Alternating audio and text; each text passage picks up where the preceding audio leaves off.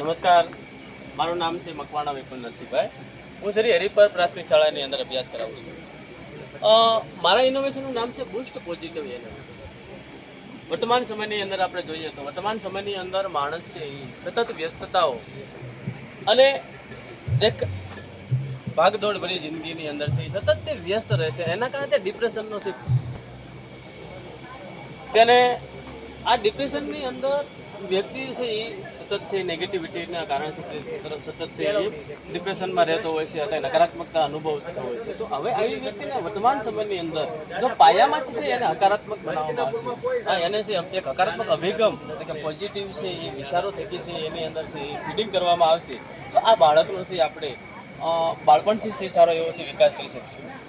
હવે હું મારા ઇનોવેશન અંતર્ગત કે બાળકોની અંદર પોઝિટિવ માઇન્ડસેટ કરવા માટે જે વિવિધ પ્રવૃત્તિઓ કરાવશું, બાળકની અંદર જે હકારાત્મક અભિગમ છે એને કેળવવા માટેનો જે પ્રયત્ન કરીશું, એમાંનો એક ભાગ છે એ પોઝિટિવ ડાયરી. આજે પોઝિટિવ ડાયરી એટલે શું? પોઝિટિવ ડાયરી એટલે કે બાળક છે એ સવારમાં જાગી અને 5 સુવર્ણ વાક્યો. સોનું શું હોય છે કે સોનું છે એ શરીરની શોભા વધારે છે, સોનાનું મૂલ્ય વધારે હોય છે. એમાં સુવર્ણ વાક્યો જો બાળક જીવનમાં ઉતારે તો બાળકના જીવનની છે શોભા વધી જાય. એટલા માટે સવારમાં જાગી 5 સુવર્ણ વાક્ય લખે કે જેનાથી એની અંદર મૂલ્યનો વિકાસ થાય, જેનાથી એની અંદર છે આત્મવિશ્વાસ વધે. અને સાંજે સૂતી વખતે છે એક ગમેલો પ્રસંગ લખે. આ ગમેલા પ્રસંગ અંતર્ગત છે સાંજે સૂતી વખતે જ્યારે તે માઇન્ડની અંદર છે ફીડિંગ કરશે, પોઝિટિવ થોટ્સ થિંકિંગનો છે વિચાર કરશે, તો દિવસ દરમિયાન જે ગમેલો પ્રસંગ લખશે તો એનાથી છે એનો માઇન્ડ છે એ પોઝિટિવ બનશે. અને સાંજે છે એ બીજું એક શીખ લખે છે જેનાથી એનું અર્થગ્રહણ થાય.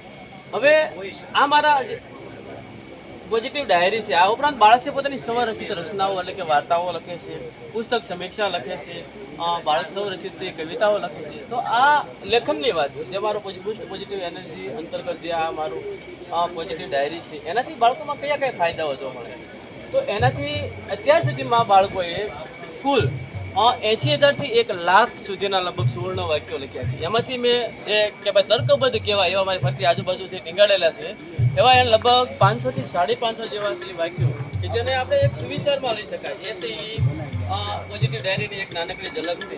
તો એ બધા સુવર્ણ વાક્ય જેની અંદર વિવિધ મૂલ્યો છે, જીવન મૂલ્યો છે, આત્મવિશ્વાસ છે, પર્યાવરણ અને પછી પ્રેમ છે કે જે બાળક છે પર્યાવરણના જતનની વાત કરે છે, એ આત્મસાત પણ કરે છે. બાળક છે વૃક્ષ વાવે છે, એની વાડીઓ ઉછેરે છે, બાળક છે એ નાને છોડવાની તૈયારી કરે છે અને શાળાની અંદર આવી એનું વર્ણન કરે છે.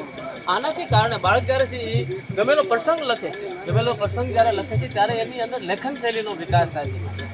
શિક્ષણ નીતિ 2020નો એક ઉદ્દેશ્ય છે કે બાળકને શીખવવા કરતાં પણ બાળક છે જાતે શીખતું થાય અને બાળકને આપણે છે શીખતું કરવાનું છે. બાળક નિપુણ ભારત અંતર્ગત છે. અહીંયા બાળકનું છે એ વાંચનની અંદર છે નિપુણતા પણ સરિતાર થાય છે.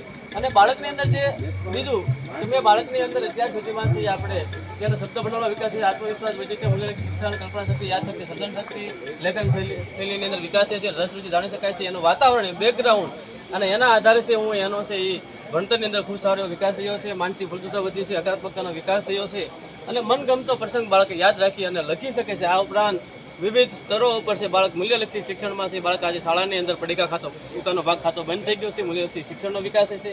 બાળકને વિવિધ યોગ્યતા મુજબ હું અત્યારે પ્લેટફોર્મ પૂરું પાડું છું. મારા બાળ વાટિકાના બાળકો હોય કે પહેલા ધોરણનું બાળક હોય, આજે 50% બાળકો છે એ સ્ટેજથી છે એ ગભરાતા નથી અને એની અંદર ભાગ લે છે. અને ઉપરાંત મારી 2 વિદ્યાર્થીનો 2 વર્ષ દરમિયાન છે સતત લેખન, વાર્તા લેખનની અંદર છે જિલ્લામાં પ્રથમ આવીને ઝોનમાં છે મારું પ્રતિનિધિત્વ કરે છે. એ ખરેખર ગૌરવની વાત છે. અભિનંદન.